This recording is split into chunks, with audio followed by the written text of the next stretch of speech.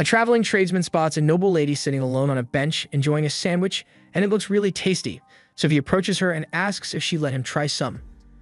The lady readily agrees since she's always happy to share her meals with others, so she reaches into her picnic basket and makes the man a sandwich.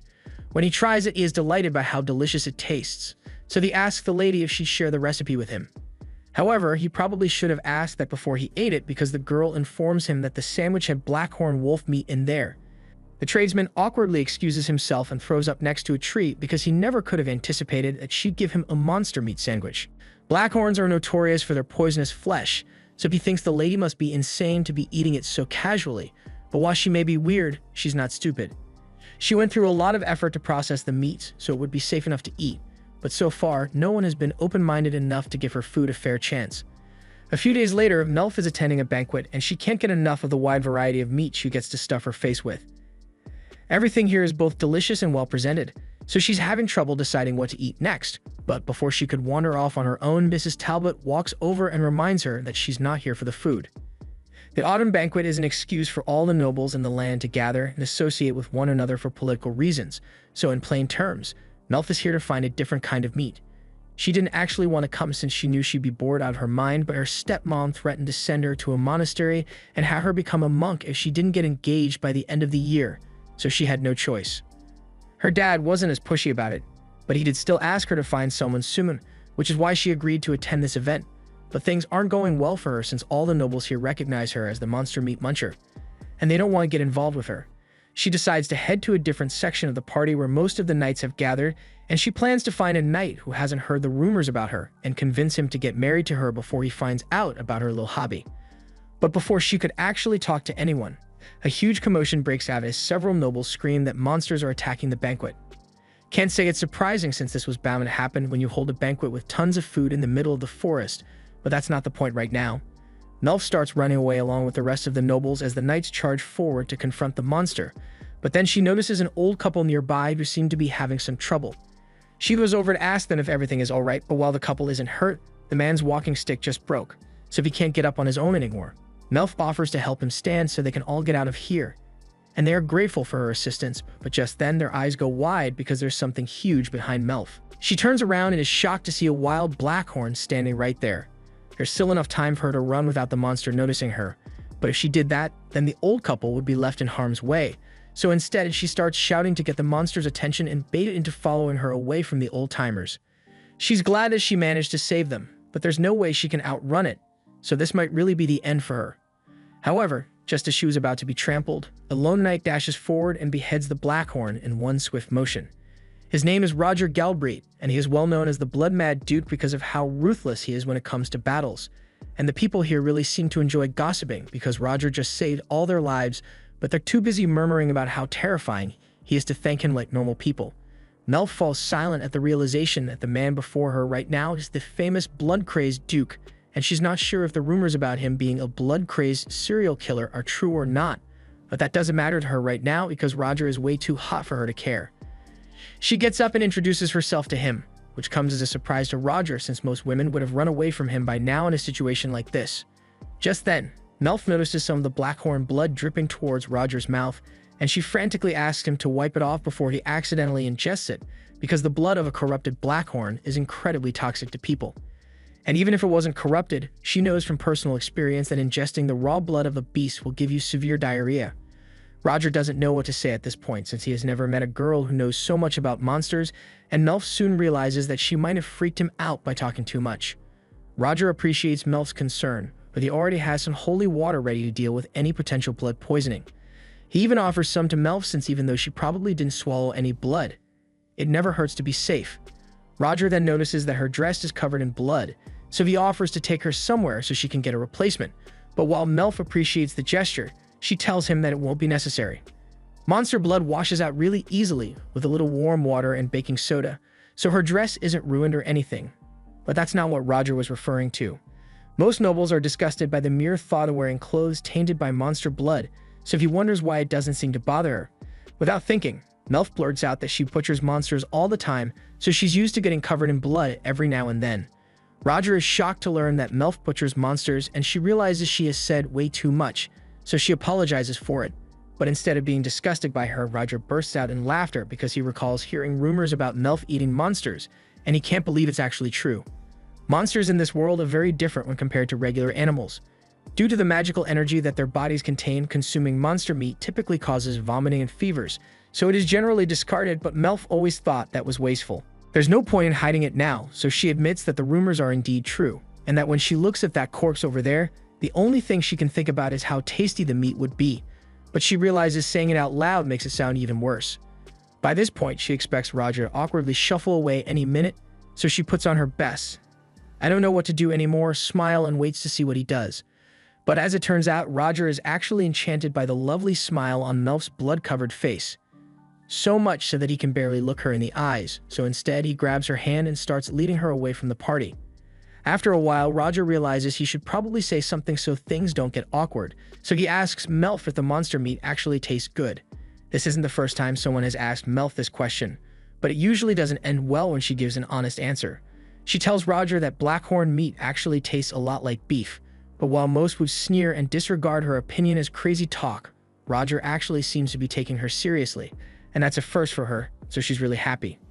She goes on to explain that the key to making the meat safe to eat is getting rid of all the magic in it, and she says that's easy enough to do during the bleeding process, so Roger asks her if she'd be willing to make some for him. Melf says she'd be more than happy to do so, but she does warn him that meat from mad beasts like the one he killed today tends to be a little rough on the stomach even with proper preparation, so he's going to have to wait until she can get her hands on some non-corrupted meat. Roger says he's looking forward to it, but in the meantime, he still wants to get Melf a new dress to change into, so he leads her back to his trute's pavilion. Roger's subordinate, Chaos, comes out to greet him upon his arrival, and after Melf introduces herself, he is instructed to get her a new dress to change into. In the meantime, Roger takes her to one of the tents and prepares a little bath of hot water so she can wash the blood off her face. Melf insists that there's no need for him to go so much trouble for her sake, especially when there's way more monster blood on him than there is on her. She tells Roger he should prioritize cleaning himself first, but that was always the plan, and he has already started taking his shirt off. He doesn't see anything wrong with it since he does it all the time, but Melf, on the other hand, is getting extremely flustered. She'd have seen knights take their shirts off during training sessions before, but it still spikes her heart rate every time it happens. Roger asks her if something is wrong, and Melf doesn't want to lie, so she admits that she was admiring his incredible physique. Roger has never really put much thought into what his body looks like, but he does train often to be able to fight monsters regularly, so it's natural that he be muscular.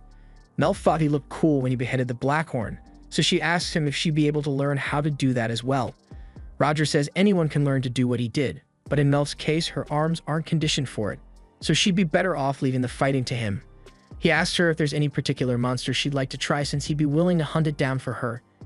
And as soon as he says this, Melf's eyes light up because there are so many things she has been dying to taste. But just then, Chaos returns and lightly scolds Roger because he thinks it is inappropriate for him to be half naked in front of a young lady like this. Roger argues that he only took off his shirt so he's not completely exposed, but either way, it's still not appropriate. A little while later, Melf has changed into the dress Chaos prepared for her, and she absolutely loves the design on it. Roger says he borrowed that dress from the queen a while ago, and he thinks it looks really good on her. But the entire time he has been holding the head of the Blackhorn, and all his men are shocked that Melf doesn't seem to mind. Most ladies would have fainted if Roger came anywhere near them with that thing, so they are all happy that he finally found someone he gets along with. Later that evening, it's time for Melf to return home, so Roger escorts her back to her carriage. She thanks him once again for saving her life and says goodbye. He tells her that the next time they meet, he will have a special present ready for her, and she says she can't wait, but if he's going to be bringing a monster for her, she requests that he capture it alive because the meat would taste better that way. Roger has never tried capturing a monster alive before, but he's up for the challenge. However, that might take a while, so in the meantime, Melf offers Roger some Skatspit monster jerky she made, and she assures him that she was very thorough with the preparation process, so there's no risk of him getting sick from it. If Melf is the one who made it, Roger trusts that it'll be safe, so he takes a bite without hesitation, and he is pleasantly surprised by how delicious it actually is. Chaos yells at Roger because it's reckless for someone of his authority to eat food without having it tested for poison first, but Roger says it's fine and sticks a piece of the meat in Chaos's mouth to show him how good it tastes. They both agree that it's delicious, and Roger tells Melf that he can't wait to see what else she can make the next time they meet, but all of a sudden she ducks her head down. She was brought to tears by the fact that someone finally recognizes her hobby and doesn't think she's weird for eating monster meat. She pulls herself together so she can say her last goodbye to Roger, but she can hardly wait to meet him again. It takes a few days for Melf's carriage to get her home, and by the time they return, it is already snowing in the region. Melf looks ahead, and to her surprise, she sees her father waiting for her at the gate. So once she gets there, he opens the door and she asks him if something is wrong. At first, she thinks he might be upset because she did manage to get engaged, but that's not exactly it. He reminds her that he is merely a count and he has no idea how to handle things now that she has gotten involved with a duke. Melf isn't sure what he is talking about, so her father informs her that Roger Galbraith is asking for her hand in marriage, and he already sent a formal proposal letter, so he isn't sure how to respond. Melf can see that her father is freaking out, and frankly, she is too, because she knew she and Roger had gotten along well at the banquet, but she didn't think he'd take it this far so quickly. As for what happened on Roger's end, after Melf departed, he returned to his pavilion to give a status update on his duties to the Crown Prince, also known as Maxim, Roger's older brother. Roger informed him that his men have completed a sweep of the area to make sure there are no more dangerous beasts nearby, and that the monster's den has already been dealt with appropriately. Maxim thanks him for doing such a good job, but he asks Roger if he could stop addressing him so formally all the time since they are brothers after all. However, Roger says he can't do that because while they may be related by blood, 17 years ago, Maxim was appointed as Crown Prince, and Roger was adopted by the Galbraith family, so he is nothing more than Maxim's subject now. Maxim can see that Roger isn't going to be dropping the formalities anytime soon, so he asks him if he has anything else he wants to talk about. Like for instance, a date he had with a cute redhead girl recently. Roger is shocked that Maxim already knows about that, but he says he keeps tabs on everything his darling little brother gets up to. While Roger was distracted, Maxim reaches into the picnic basket he had gotten from Melf and takes out a piece of jerky. Without a second thought, he takes a bite out of it, and he is impressed by how good it tastes, so he asks Roger what kind of meat it is. Roger sighs because a crown prince really shouldn't be eating stuff without confirming what it is first, but since he wants to know, Melf said this was jerky made from scatsbit meat, these little guys. Maxim finds it intriguing that a monster could taste this good, so he asks if Melf made it herself, because if she did, she might be onto something. But the jerky aside, Maxim is much more interested in talking about what Roger plans to do with Melf.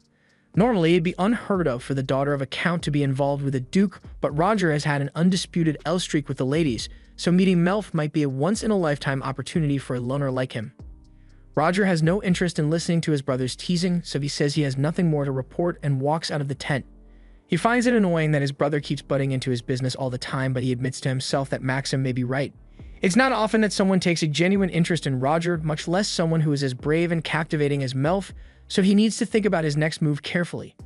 He eventually decides that the best course of action would be to fulfill his promise and capture that monster Melf had asked him for so he can surprise her the next time they meet. Meanwhile, back at Melf's home, she and her father are busy staring at the jewel-encrusted letter that was sent here. Melf's father tells her that before she returned, a messenger from the Duke's family arrived on a Blaze Eagle to deliver this letter, and Melf is disappointed that she didn't get to see the Blaze Eagle in person. But that's not the point here. Her father asks her what happened between her and the Duke, so Melf explains that she was simply attacked by a monster, so Roger stepped in to save her. Her father can't believe that's really all that happened because Melf had never so much as seen Roger before this banquet, and now he's asking for her hand in marriage. Melf takes a look at the letter, and it definitely looks like something Roger had written, since it talks about all the fun he had with Melf right before he asked her hand in marriage, but Melf can't help but wonder if there's some kind of ulterior motive here. Her father tells her she doesn't have to accept the proposal if she doesn't want to, but he'd have to make up a really good reason to turn down an engagement request from a duke.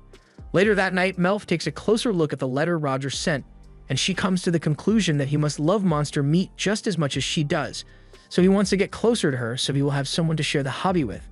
However, as she squeezes the letter tight, she notices that some magic seems to be coming off of it, and a hidden message is suddenly revealed. It says that Roger will visit her before the end of the winter, specifically by the 18th of the month, which just so happens to be tomorrow, so Melf's father starts freaking out again. Melf is just as flustered because she didn't think she'd get to meet him again so soon. She's still not sure what his intentions are, but there's no point in worrying about that right now. The next morning, Melf's stepmother comes to her room to wake her up, and she's appalled by the fact that Melf is still in her nightgown this late in the morning. She makes up an excuse and says she was just waiting for Celia to get here so she could help pick out an outfit, but in reality, she literally woke up a minute before Celia arrived.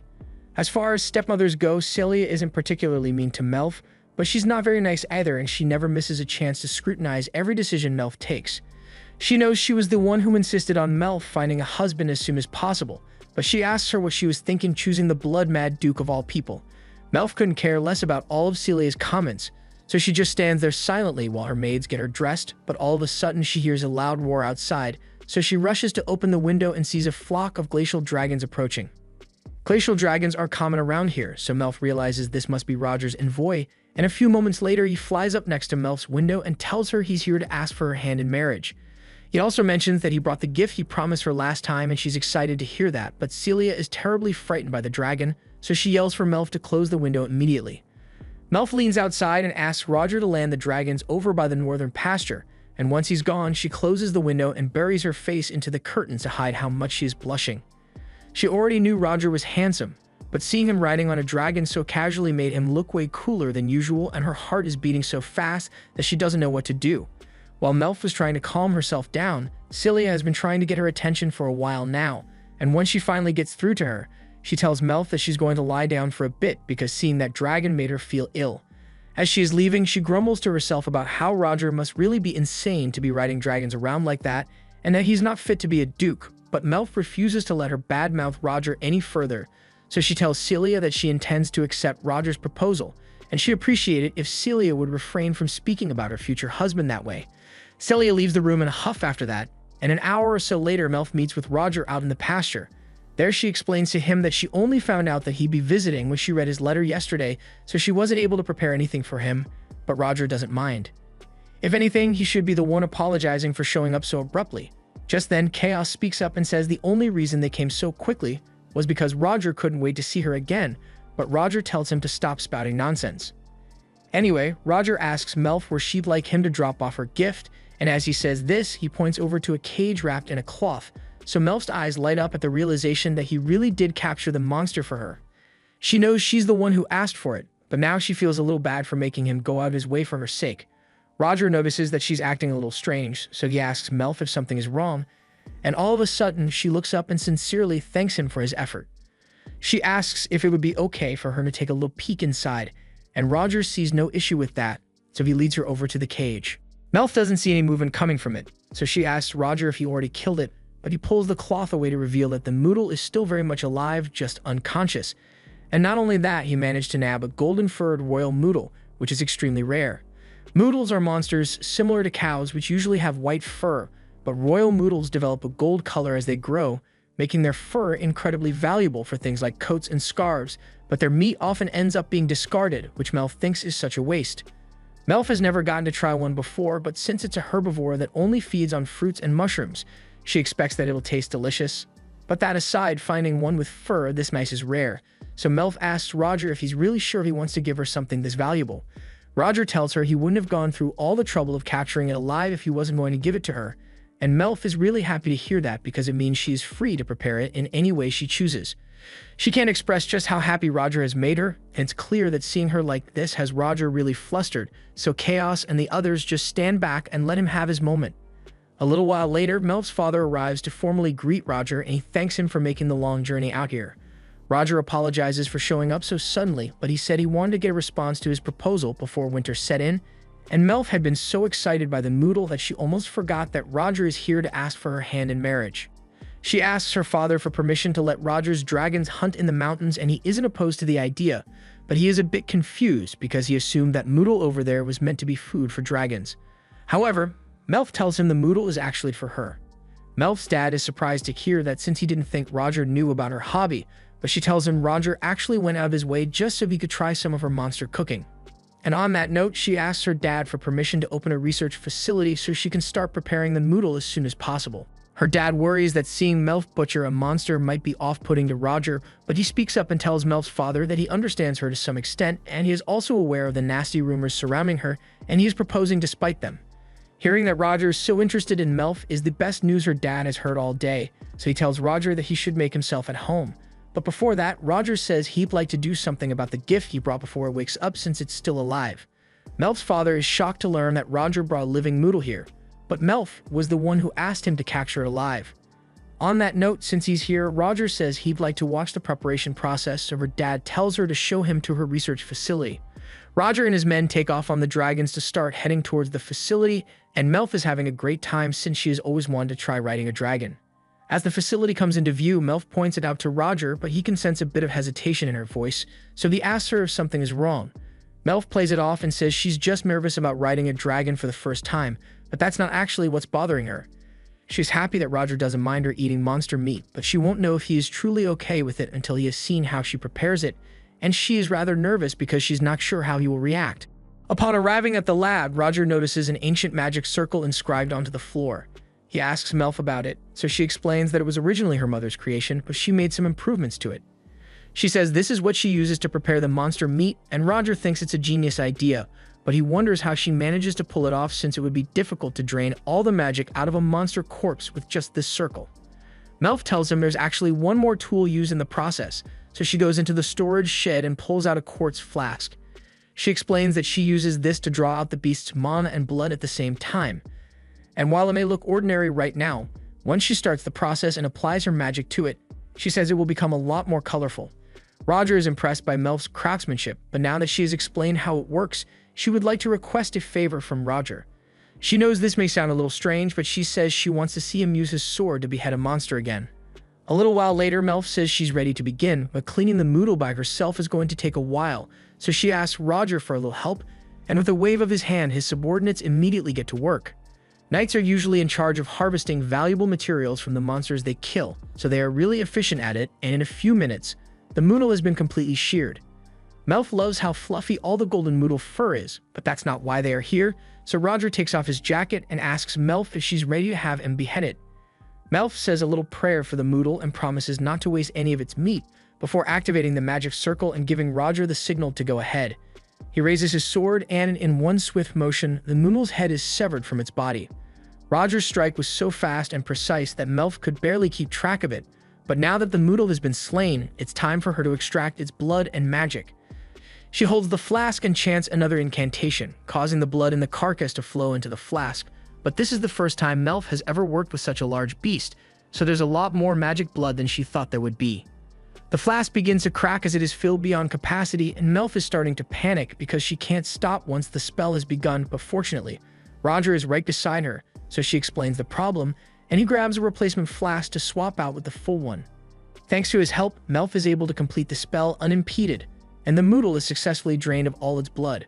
Roger is glad that it worked out well, but he's surprised that the moodle still looks so big since he thought removing all the blood would shrink it down a bit.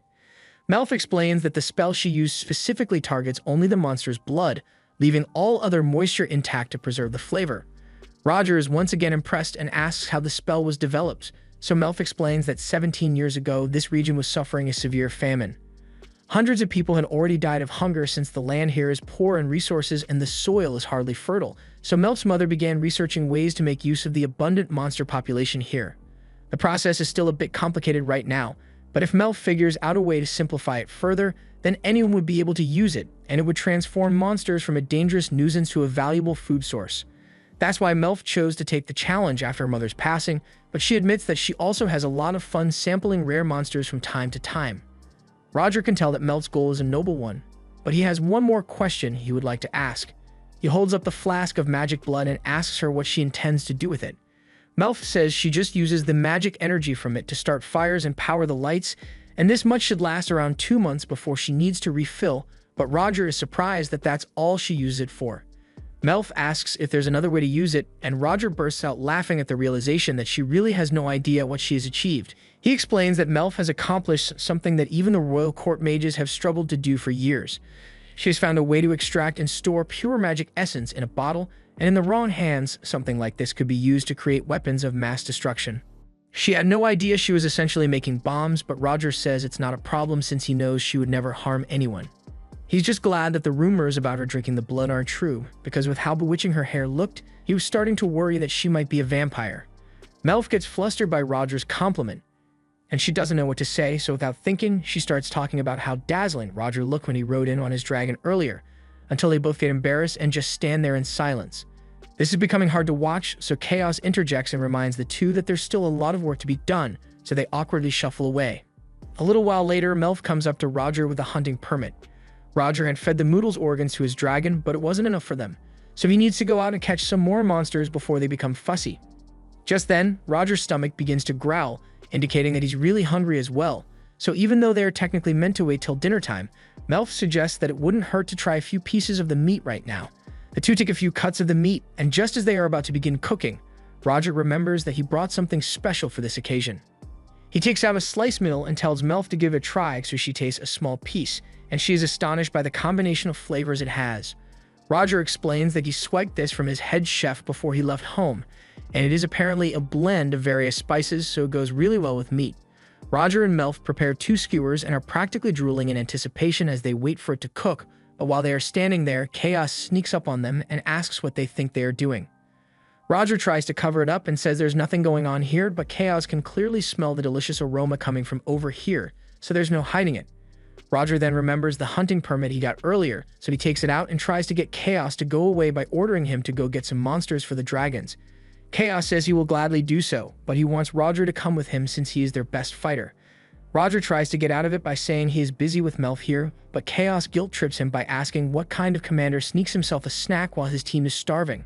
Roger eventually caves and says he will make a skewer for Chaos as well, but then Chaos points out that the entire team is right here, so Roger ends up making one for each of them. A few minutes later, Roger's skewer is done, but Chaos tells him he can't eat it yet since the batch still needs to be taste tested to make sure there's no poison left in there. As such, Chaos is the first one to take a bite, and while he was expecting it to be good, the meat turned out to be even better than he had imagined it would be. He says it doesn't taste gamey at all, and in fact, it practically melts in his mouth with each bite. Melf is happy to hear that the meat turned out so well, but hearing Chaos describe how delicious the meat is makes Roger even hungrier than he was before. He tells Chaos to just hurry up and announce that the meat is safe to eat, but Chaos wants to mess with him a little, so he tells Roger that he can't be sure if the meat is truly safe, yet since it would take a few hours for magical energy to cause any stomach trouble, but neither Roger nor his knights want to wait that long. Melf is also at her wit's end, so she tells the soldiers that she's done waiting, but if anyone actually does get sick from the meat, then she will do everything in her power to prepare medicine for them. That's good enough of an insurance policy for them. So they all take a skewer and dig in. Everyone is delighted by the flavor, especially Melf, because this is the highest quality monster meat she has ever had the pleasure of tasting. Roger walks up to Melf and tells her she's a genius for being able to make monster meat taste so good. She tries saying she was only able to do it thanks to her mother's research, but Roger tells her not to be so modest because he doesn't know anyone else who could accomplish what she just did. Roger and his knights have eaten monster meat on the rare occasion that they run out of supplies while out on a mission, but it always tasted terrible since they didn't know how to prepare it properly. He then asks his men for their opinion on Melf's brilliance, and they all agree that she is a culinary genius. The group prepares a few more skewers for everyone, and Roger is about to snag himself a third one when Melf suddenly calls his name. He thinks she's about to scold him for eating so much before dinner, so he tells her he will still be able to finish his food later, but that's not what she wanted to talk to him about. She tells Roger that she's about to head back into the lab, and she would like him to come with her. Roger follows Melf inside, and she leads him to an old room with a bunch of her research material lying around. She apologizes for how messy it is in here, but Roger says it's normal for research labs to be a bit disorganized, so it doesn't bother him. He takes a look around and notices a couple of scatspit spikes on a table, so he asks Melf about them, and she explains that she sometimes uses those to set traps for the monsters she catches. He's intrigued to find out that Melf also knows how to make traps to capture monsters, since he had been wondering how she managed to get monsters to test out her techniques on, but she tells him she doesn't always use traps. The knights here help her occasionally, and sometimes she enlists the local hunters, but most of the time she has to go hunting by herself. Roger is surprised to hear that, so he asks her if the people here don't approve of her research. Melf tells him he is right, but there's nothing she can do about their beliefs since people naturally hate the idea of eating monster meat. Even when her mother saved the starving masses by preparing the meat to make it edible, all those who survived thanks to her effort deny the fact that the meat they ate came from monsters. They believe that it is taboo to consume monsters, so they have never acknowledged the research Melf conducts, and Roger thinks she must be quite stout to persist in her research despite the scorn of the people around her. But in reality, the things they say do get to her sometimes. If that's the case, it's not like Roger thinks she should stop, but he asks why Melf bothers to continue the research when no one accepts it. She turns to Roger and asks him if he remembers the incident that occurred 17 years ago. He says he couldn't possibly forget it because it's the entire reason he was adopted into the Galbraith family. If Melf's origins are related to that incident, he knows it is going to be difficult for her to discuss, so he takes her by the hand and leads her over to the sofa, so she doesn't have to look him in the eyes while she speaks. He reminds Melf that he came here to ask for her hand in marriage, so he did his homework on her family, and he has a good idea of the controversy around her research.